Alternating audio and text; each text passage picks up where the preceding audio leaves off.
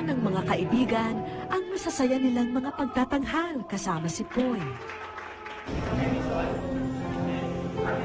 At ang makapag-aral ang kanyang mga anak.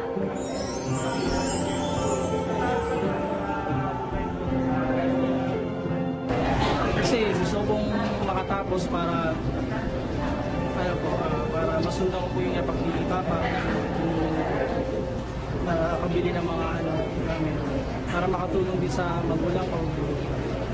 Ang iniaandog ng wish ko lang GMA7 ang isang pagkilala kay Edward Poy de los Reyes para sa kanyang natatanging kontribusyon sa larangan ng musika at komedya. Mananatili ang hatid mong ngiti at ligaya, likha ng iyong talento sa pag-awit at pagpapasaya ng iyong mga tagahanga. Sa bawat performer o artist, singer, isa sa pinaka-achievement namin, pinaka-pangarap namin, makakuha kami ng award para makilala talaga na ganun talaga yung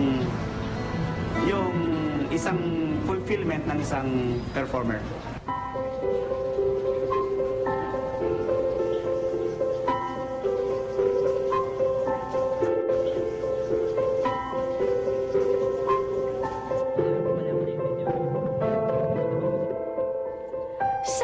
Pagtatanghal sa entablado ng buhay ng isang alagad ng sining.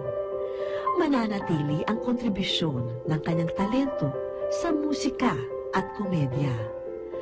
At ang inspirasyong iniwan niya bilang anak, ama, kapatid at kaibigan.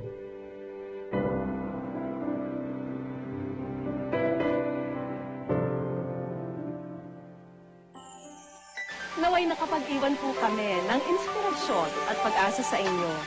Marami pong salamat sa inyong pagtangkilik.